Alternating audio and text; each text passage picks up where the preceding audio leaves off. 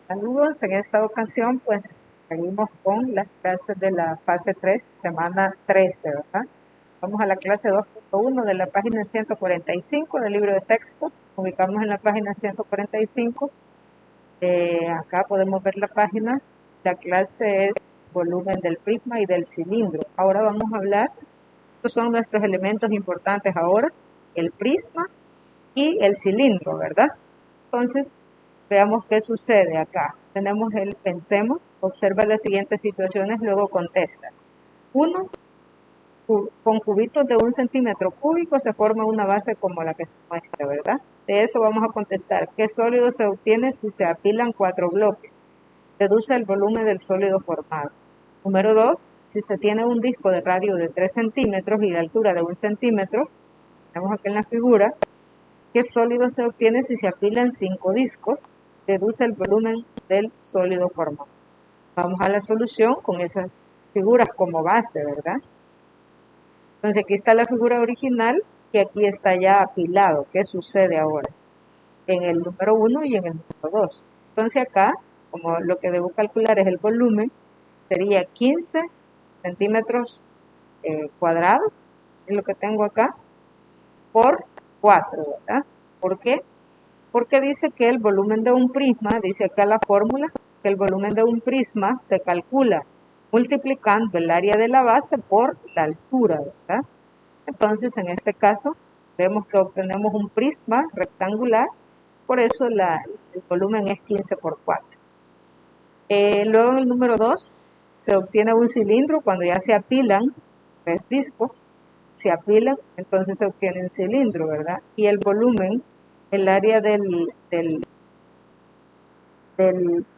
círculo está dada por esta forma, esta fórmula que tenemos acá. Entonces el volumen, en este caso como tenemos un radio de 3 al cuadrado es 9, entonces sería 9 pi, y el valor del radio, por la altura, ¿verdad? Que sería los centímetros. Y ahí pues tendríamos la solución. Luego tenemos acá en la conclusión, se deduce entonces que el volumen del cilindro se obtiene de una manera análoga al volumen del prisma. Es decir, el volumen de un cilindro es igual al producto del área de la base. Por ejemplo, área de la base es este valor que tenemos acá, que fue lo que sustituimos acá, área de la base, ¿verdad? El área de la base aquí se convirtió en 9, y la altura, que era 5, ¿verdad? Entonces, por la altura h. Entonces, la fórmula para calcular el volumen del cilindro sería esta. El volumen del cilindro es área de la base por la altura, pero el área de la base es igual a pi por el radio al cuadrado por la altura. Esta sería la fórmula para calcular el volumen del cilindro y esta sería la fórmula para calcular el volumen del prisma. Ok. Y luego acá tenemos unos ejemplos que podemos observar, ¿verdad? Luego tenemos los ejercicios y dice, encuentra el volumen de los sólidos utilizando el área de la base y la altura.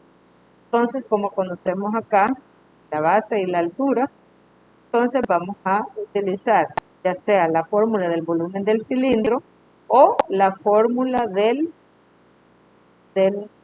prisma, ¿verdad? Todos estos son cilindros, utilizamos la fórmula del cilindro y para los prismas utilizamos la fórmula del prisma.